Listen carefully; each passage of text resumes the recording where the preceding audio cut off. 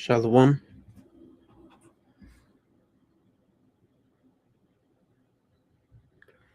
Mic check, mic check. Okay.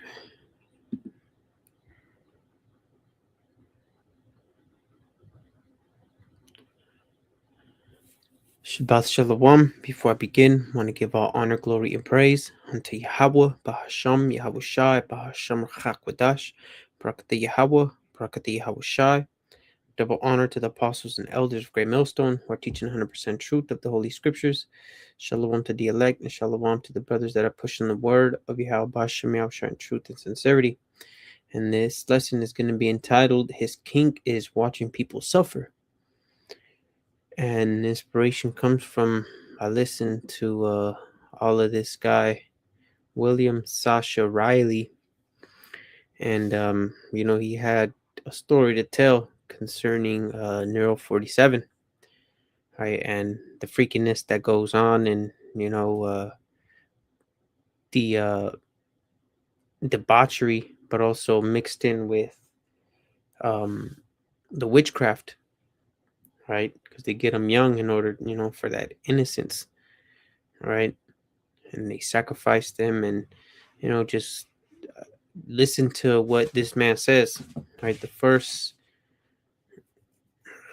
it was like a lot, you know what I'm saying? But it's real though, right? And this ain't just something that this guy said. I done seen this other dude on TikTok, another like his little interview, well, his testimony was like about 20 minutes, 30 minutes of a certain situation that he was going through as a child. And it lines up with things that these guys were doing to the elites were doing to young children, right?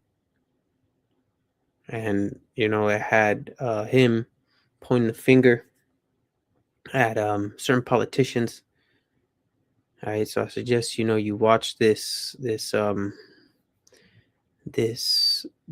interviews. Voice a phone call, but a woman is interviewing this dude right here, right? And it goes into all types of nastiness, all types of. It was really witchcraft, man, right? Because that's what the elder Rakhai Kwum out there from UK, right? Okay, yeah, they point out all this and that, and raping of the children and the sacrificing, but they don't they don't point out, excuse me, who they're doing it to, why they're doing it, right? It just ends at them adrenochrome this and right, but it goes further than that because they're doing it for spiritual demon Satan in order for them to keep their power going, right? And that's the thing that one of these they said it was basically they were pump faking, they were faking the funk with being Christians, right? Because all these politicians, they call themselves Christians and following the Bible. Well, right, I mean, you watch this and then you get some insight of, I mean, we know this, but now, right, of the this nastiness and the thing, the quote he said, I didn't quote it all, right, but this quote, his kink is watching people suffer. He was talking about Neo 47, right, and then we look back at what. Let me look at this. Trump watches man collapse. Yeah, you see this motherfucker don't even. Look at that. Legs all in the air and shit. Right, and then you see him here. Don't even. I seen the video. I made a post. I mean, a lesson off of this, right? And there were certain memes that had Trump and then the United States citizen. Oh shit! But it's funny though, bro. Right? Seeing he didn't try to help nothing or do nothing really, right? So we see this, and you will be like, "Damn, this is the first thing that I thought of." Like this motherfucker just watching over this dude, and then like, it's funny, Just, him, he probably enjoyed it, man. But here, let's get into these scriptures, though. This is Hebrews chapter 12 and verse 16, because this is Esau, Edom. It's as a whole, the whole race of so-called white people, which go back to Esau, Edom. All right, they have been estranged from the womb. These people, they speak lies, man. That's how the Lord created them. Right, this is Hebrews chapter 12 and verse 16. It says, "Lest there be any fornicator or profane person as Esau, who for one morsel of meat sold his birthright." And we could get it in let's try NLT.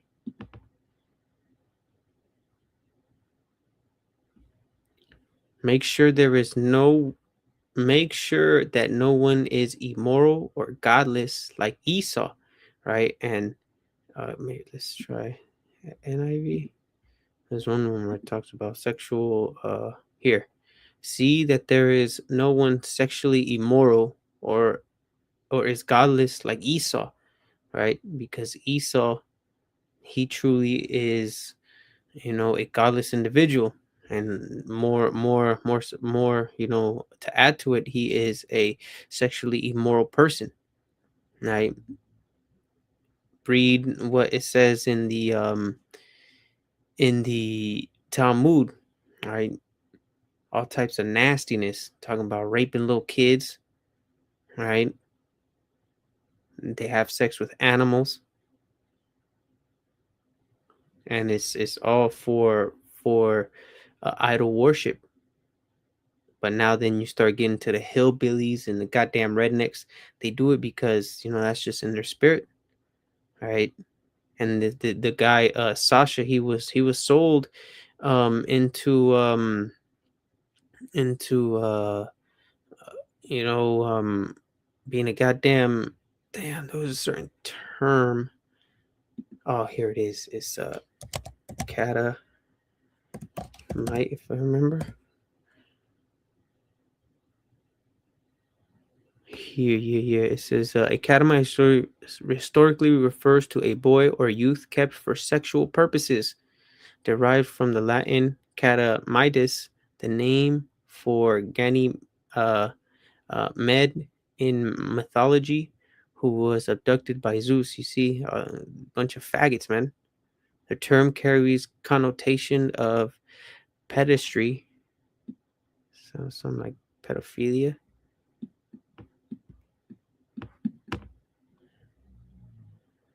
Sexual activity involving a man and a boy or youth. Right, you got that shit, the mamla. Often implying a passive male partner, and while used in ancient texts, is now considered dated and potentially offensive, representing complex dynamics of power, desire, and exploitation within the same sex. And this is same-sex relations, right? So there, and this was, from the Greeks, from the Romans. You see, yeah, the Greek, they're nasty,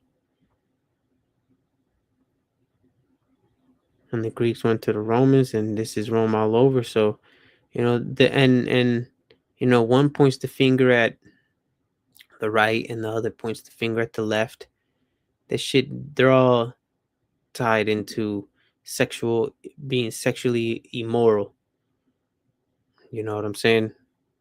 They all, be hanging out, sacrificing children. All right. And like the young man, well, when he was young, Mr. Riley, all right, he got sold into sex slavery. Right. And he had, they were doing snuff films. Right? And this ain't nothing new, man. This is just, let me see. Because that woman, she had put certain, um, damn, what was it? Oh, scriptures. Let me see. Nothing.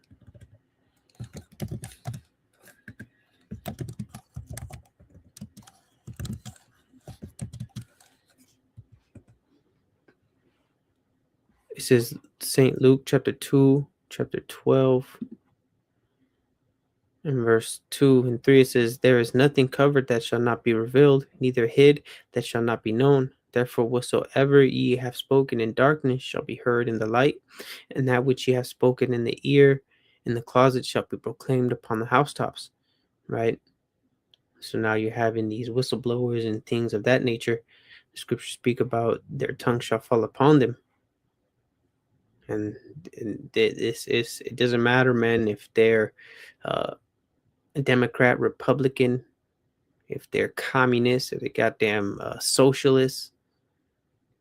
This is a new world order, man. This is how the world was, this is how the current world, Esau, Edom's world, is ran. Back to Habakkuk 2 and verse 12 in the NIV, it says, "See that no one is sexually immoral or is godless like Esau, who for a single meal sold his inheritance right as the oldest son. Afterwards, as you know, he would have inherited the blessing. He was rejected, even though he sought the blessing with tears. He would not change what he had done." Right. So going back to the KJV, because I'm gonna get that word for profane. Come here. He's a nasty boy. This is where's the number? Should I see it?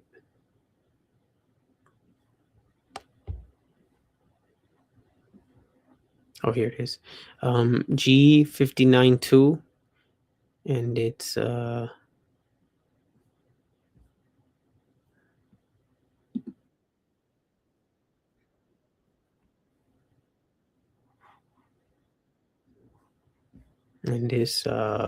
accessible, unlawful to be trodden or place, profane, unhallowed, common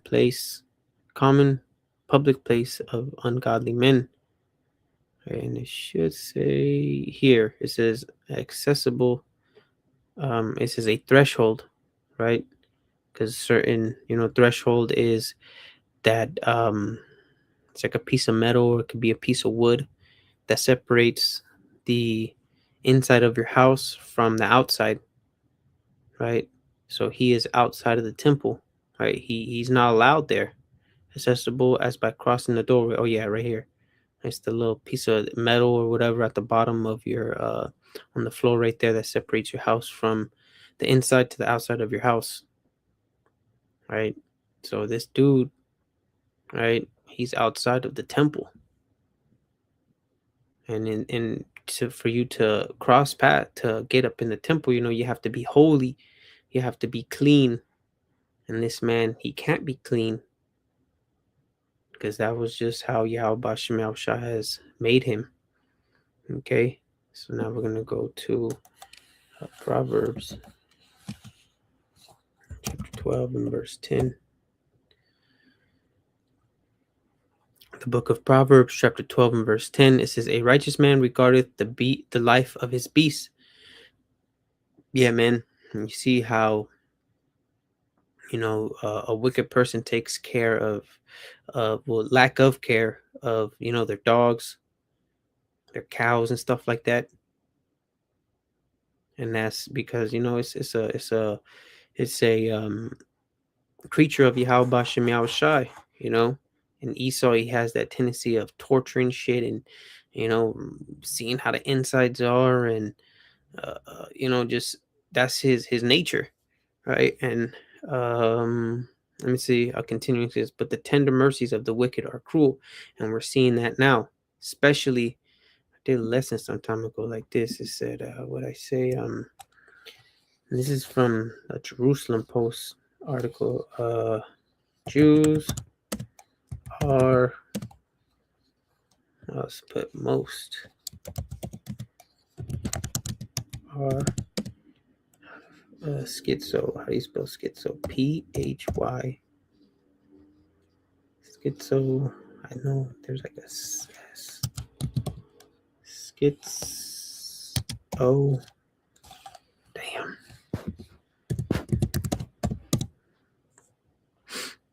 Okay, slacking for my. Here it is. I forgot how I looked it up, but it was from an actual University of Jerusalem or something like that.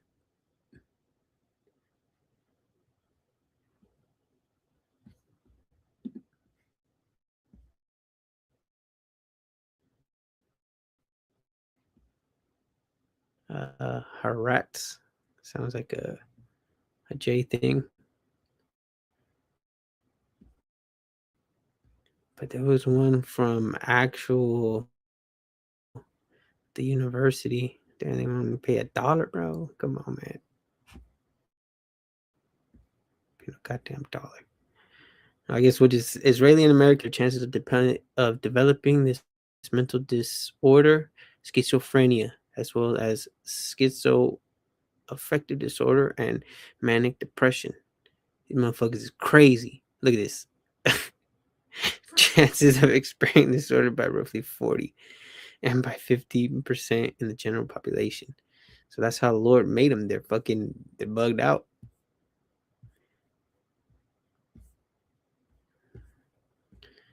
Let me see. Let me get a free one. Yeah, but it's I ain't even gonna look it up. But see, this is a J thing ran by the J's. Let me see. So like it says a righteous Proverbs 12 and verse 10. It says a righteous man regardeth the life of his beast, but the tender mercies of the wicked are cruel. Right, and the brothers from um the Victorville camp out here at GMSLA, they went into this, right? And this is uh, this is what it said that Nero 47 was a malignant narcissist sadist. It says sadist malignant narcissist is someone with severe narcissistic traits, entitlement, lack of empathy, combined with sadistic tendencies, meaning they actively enjoy inflicting psychological or physical pain and suffering on others. Just what Sasha has said about DJT, right? This is and that's just how his brain was wired. Just imagine him as a little kid, whiny and just a rich ass just demon. It says viewing victims as enemies to dominate and dehumanize for personal pleasure and power. And we see that shit when when he be talking down on the he be talking down on the reporters. You know what I'm saying? He's all shut up, nothing. You know, and I get a kick out of it, but it's fucking devil, man. You know what I'm saying? It says often linked to extreme antisocial behavior, is considered a dangerous combination of traits from narcissist personality disorder, antisocial personality disorder, and sadism, often leading to devastating impacts on family and society. Now, how much more a leader that is in this position and that suffers from these traits? You know what I'm saying? And that's where we get this, right? It says, but the tender mercies of the wicked are cruel. He don't care, man. He truly he wants to see people suffer. And that's like a Jew say, he gets a kink out of it. That's his kink, I mean. Oh here. It says narcissism, grandiosity, meaning you're basically you think more of yourself. Let's see this. Quality of being impressive and imposing in appearance or style, especially pretentiously so. You just, I'm the shit, basically. It says need for admiration, sense of superiority, entitlement, and a profound lack of empathy. And we see this with, I stopped 7 wars. Right? It's the big, beautiful bill. It's going to be perfect. Right?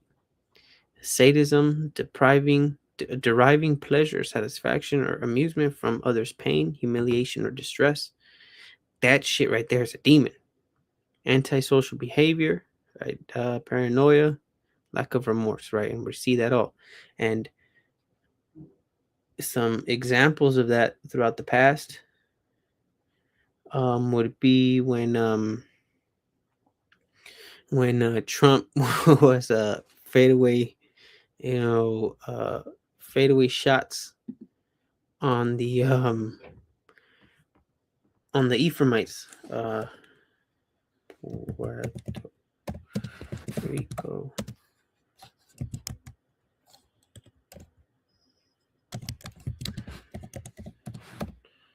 Donald Trump, right there, paper towels. He was shooting them fadeaway jumpers to their ass, right? And this was in a uh after a flood, right? And the elders from Boston were going into it, and they pointed out that there's some idolatry shit. It's not even the bounty quicker picker upper. you know, you be like, fuck, man. You see, and our people, they like this shit,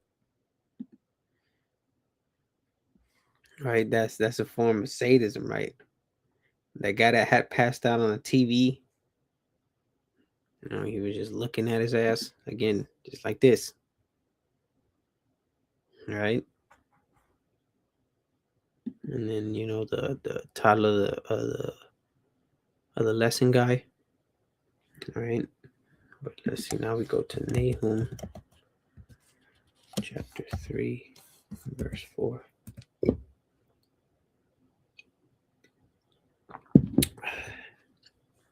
This is Nahum chapter 3 and verse 4. It says, because of the multitude of the whoredoms of the well-favored harlot, it's talking about America, Babylon the Great, the mistress of witchcrafts that selleth nations through her whoredoms and families through her witchcrafts. Right? Because this nation, like it says here, it says, behold, I am against thee, saith Yahweh Bashem of hosts. I will discover thy skirts upon thy face, and I will shew the nations thy nakedness, and thy kingdoms thy shame. Right? So she's known as that well-favored harlot because what, man? America was born off of witchcraft, right? We see things like, what's that in Washington, D.C.? The obelisk, the Washington Monument, right? The layout of Washington, D.C., the dollar, which is an amulet. Oh no, or maybe yeah, I think that's the correct term.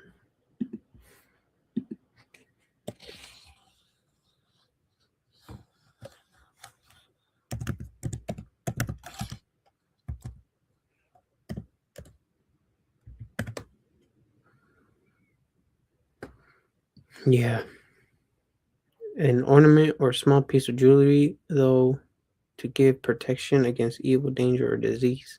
Maybe I'm not using the correct term. Maybe a sigil.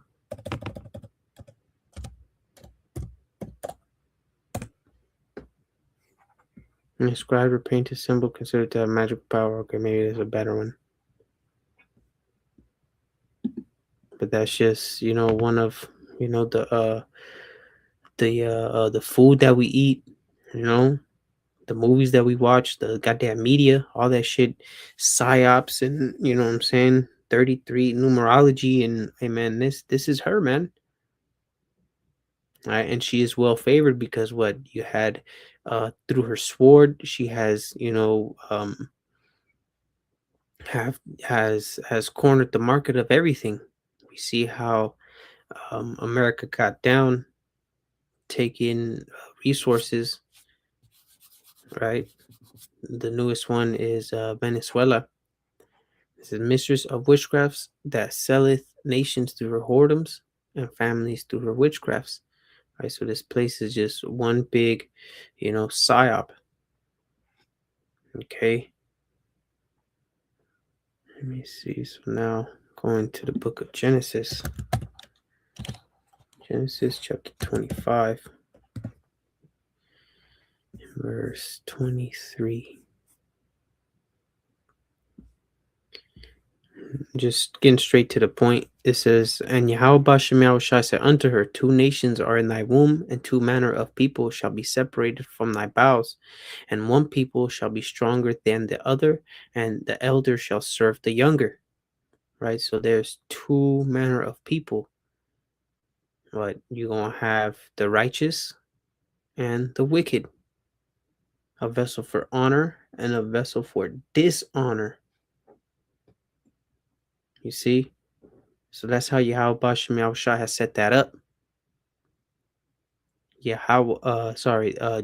Jacob, so-called Negroes, Latinos, and Native Americans, Israelites, were set up, right, to be righteous. And you got this devil, so-called white man, who they come from Esau. They have been set up to be the wicked. That's why, they do what it do, man. That's just in their manner. Okay, so now going to Ecclesiastes. Let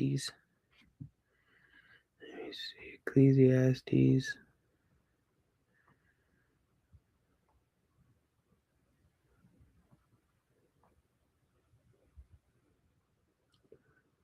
Chapter 7. It says, "Consider the work of the Most High, who can make that straight which he hath made crooked." Right? And that's Yahweh Shemel Shah has made Esau Edom to be crooked. He's a goddamn demon. H 57 81. It says to be bent, to be crooked. Yeah, that's what you call a crook, right? He's he ain't straight, man. Crooked, a pervert. To make crooked, falsify, right? He's a goddamn liar. All right. To subvert, pervert, to bend, to make crooked. Oh, this right here, you know, is says all how it describes Esau Edom. It says crooked, falsify, overthrow, right? Deal perversely, pervert, subvert, turn upside down, and that's what he has done.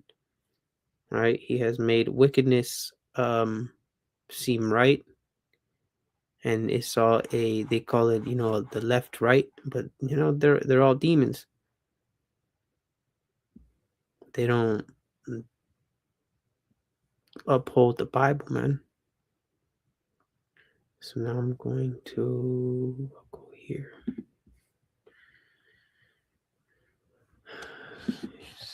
Sirach chapter 10. Okay.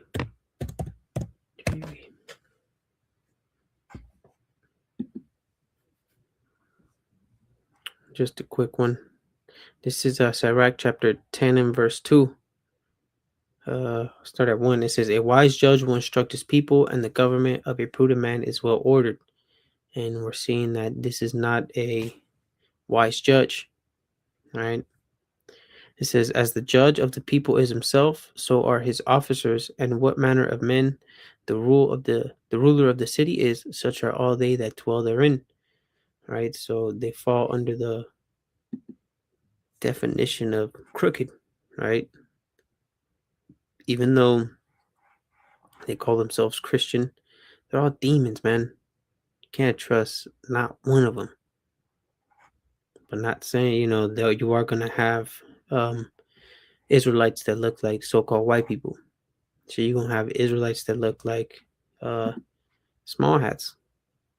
So I'm gonna read that again. It says, "As the judge of the people is himself, so are his officers, and what manner of man the ruler of the city is, such are all they that dwell therein." Right, and that's why we live in a society, in a world of wickedness, because at the most top of the rulership, right, they worship Satan. Matter of fact, they about to meet up in Davos later this month, right? To so they're more on accord to bring in their NWO. So now I'm gonna go to second Maccabees. Second Maccabees, chapter 7. GNT here.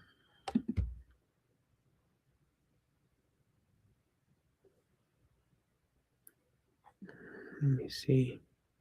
I'm just making the point that, shit, when, uh, you know,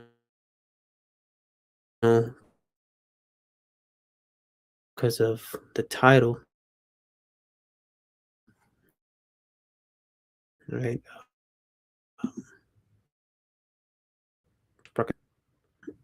He likes his kink is seeing people suffer, right? So this is, you know, uh,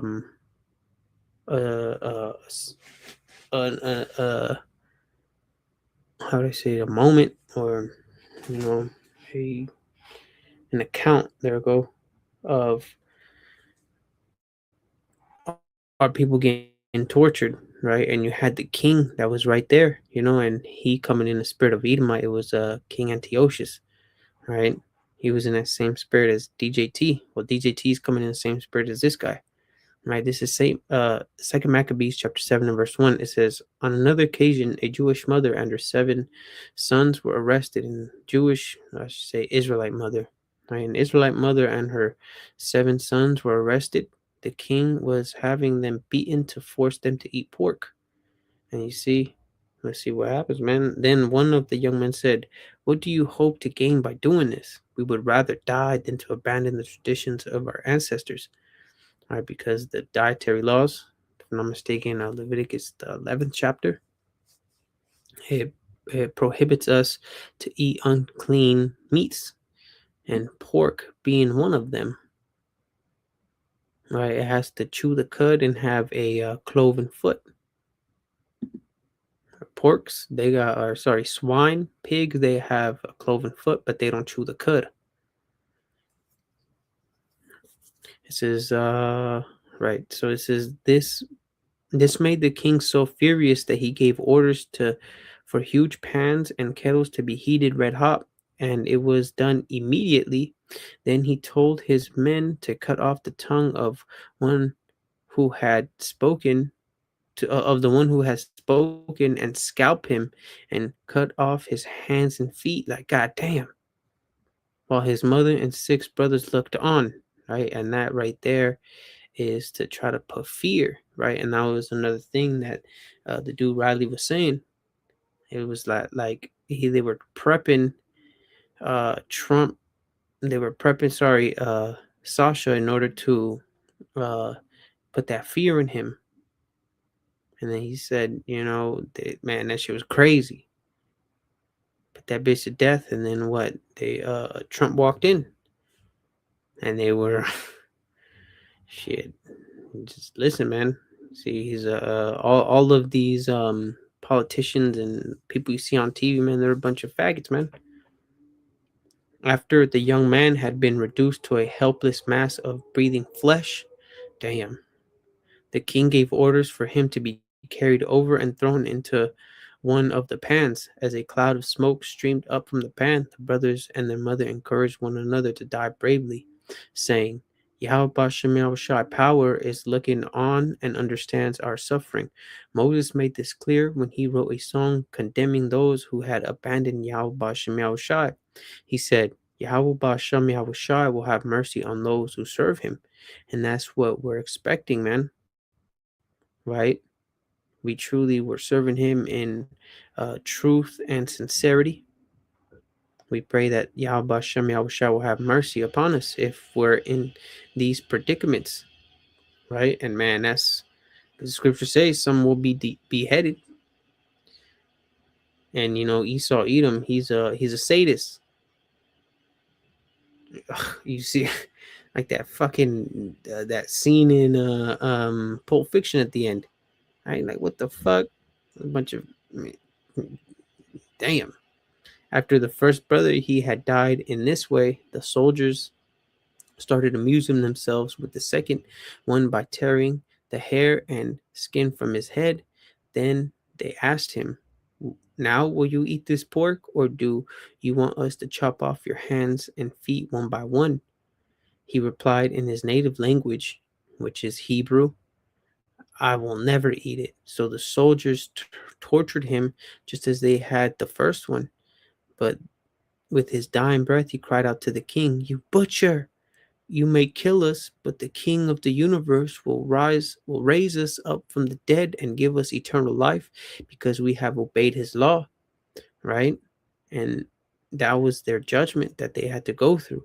I was watching the elders from Dallas, right, Elder Yeshawamba and them.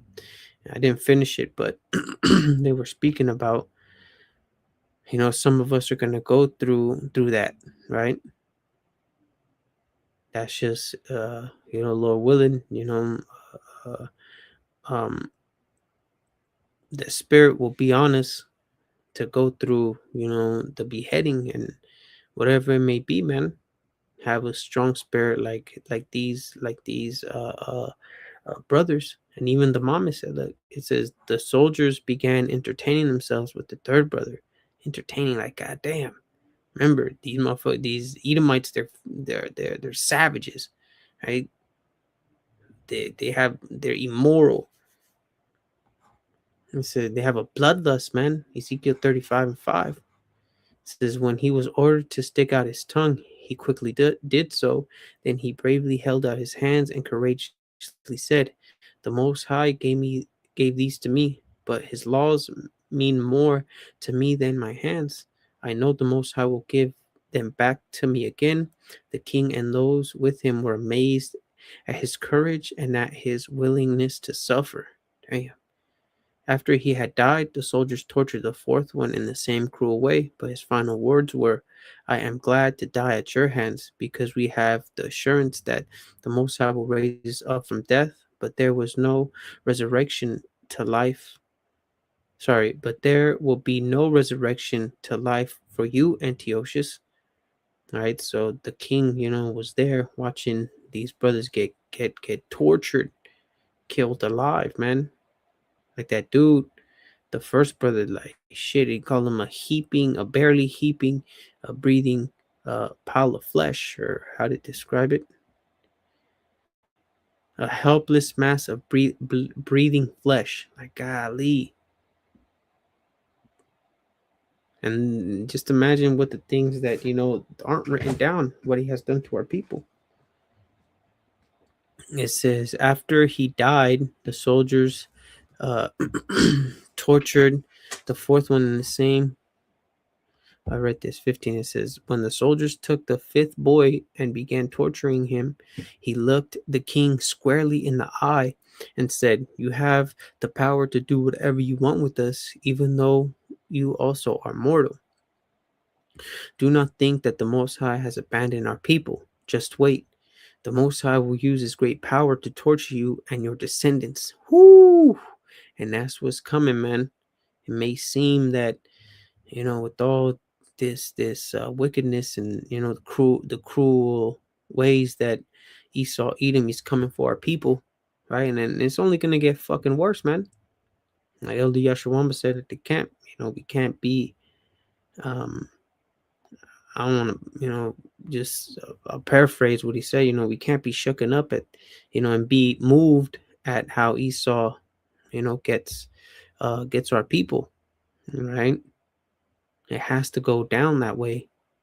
It's in the script, man. And we have to remove our feelings from, you know, the Lord's will and just roll with it, man. Verse 18, then the soldiers took the sixth boy, and just before he died, he said, "Make no mistake, we are suffering what we deserve because we have sinned against our power. That's why all these terrible things are happening to us." And it's only going to get worse from here on out. Motherfuckers talking about, "Oh, it's my day. It's my year, 2026. It's going to be better." Fuck no. It's only going to get worse. Now you're lying to yourself. It says, "But don't think for a minute that you will avoid being punished for fighting against the Most High. Woo! Because he's ultimately trying to get the Most High through us. You know, the mother was the most amazing one of them all, and she deserves a special place in our memory. Yeah. Okay. Hell yeah. Although she saw man, Although she saw her 7 sons die in a single day, she endured it with great courage because she trusted in Yahweh Ba'asham Yahweh Shai. Yeah, yeah, that's a strong woman, man. And think about it, like that's the motherly, um, you know, connection she has with her sons. She combined womanly emotion with manly courage and spoke words of encouragement to each of her sons in their native language. I do not know how your life began in my womb, she would say. I was not the one who gave you life and breath and put together each part of your body. It was the Most High who did it, the Most High who created the universe, the human race, and all that exists. He is merciful and he will give you back life and breath again because you love his laws more than you love yourself, man. And this right here isn't like that woman that said, "Blessed be the paps that gave birth to you." Right? She was you could say a feminist. But you see, this woman, I don't know how this came about, right? But I know who did it though. It was the Most High, Yahweh Ba'asham Yahweh Shai, right? The difference between that ancient fucking feminist to this one right here. She didn't, put the woman over a man, especially Yahweh Bashim Yahweh Shai.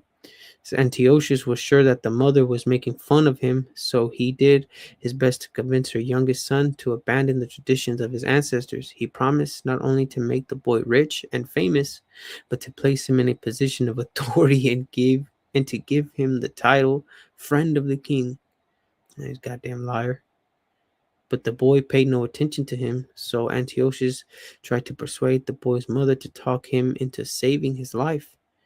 And like Yahushua said, those who save their lives shall end up losing it. Those who shall give up their lives shall gain it. Roughly paraphrasing. It says, and after much persuasion, she agreed to do so. Leaning over her son, she fooled the cruel tyrant by saying in her native language, which again is Hebrew, "My son, have pity on me. Remember that I carried you in my womb for 9 months and nursed you for 3 years. I have taken care of you and looked after all your needs up to the present day. So I urge you, my child, to take a look at the sun, at the sky, and the earth. Sorry, consider everything you see there and realize that the Most High made it all from nothing, just as He made the human race. Don't be afraid of this butcher, right? That's a title for this dude. Give up your life willingly and prove yourself worthy of your brothers, so that the Most High's mercy I may receive you back with them at the resurrection. Right? So she knew, right? Our people were much more spiritual back then. All right. Even then, you had some of the brothers say, "Man, fuck it, man. I'm finna get these hands back at the resurrection." But even this guy, you ain't gonna get no resurrection to life, devil.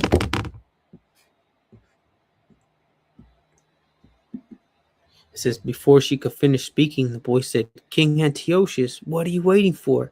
I refuse to obey your orders. I only obey the commands in the law which Moses gave to our ancestors. You have thought of all kinds of cool things to do to our people, but you won't escape the punishment that the Most High has in store for you." And that's a beautiful thing. Yeah, we're going through all this shit right now, but man, that's what truly calms my mind. Man, hell yeah, we gonna get the fucking ultimate payback on this devil. Through the power and spirit of Yahweh Bashem Yahweh Shai. You gonna have a bitch like uh that bitch that be at the podium. Love it, right? She gonna be in fucking straight um slavery. Dudes like Stephen Miller, right? These proud fucking devils, man. They will not escape the punishment that the Most High has in store for you. These goddamn Rothschilds, these Rockefellers, you know, Bill Gates, a fucking corny nerd like that guy. He's gonna go into slavery, man. And like Mr. Burns, man, he can't hack that shit. He yeah, man, it's gonna be tough. It is true that our living Lord is angry with us and is making us suffer because of our sins in order to correct and discipline us. But this will last only a short while, for we are still his servants and he will forgive us. But you are the cruelest and most disgusting thing that ever lived. So don't fool yourself with delusions of greatness while you punish the Most High's people. And where did I see it was grad 2? Damn, what the fuck? It was oh, I think it was this one. No, this one.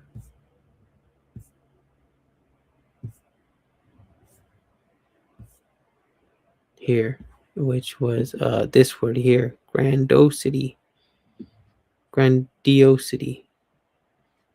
Right? Remember we looked it up, and it's basically bigging yourself up. So just how he has said, so don't fool yourself with illusions of greatness, right? That goes into the narcissism part of malignant narcissist sadist, the grandiosity, right? He's getting on them, which was here. But you are the cruelest and most disgusting thing that ever lived. So don't fool yourself with the illusions of greatness while you punish the Most High's people, right? There is no way for you to escape punishment at the hands of the Almighty and all seeing power. My brothers have suffered briefly because of our faithfulness to the Most High's covenant, but now they have entered eternal life. But you will fall under the Most High's judgment and be punished as you deserve for your arrogance. Right, I'm gonna get a quick one real fast. This is no mercy to those that show mercy. Bam.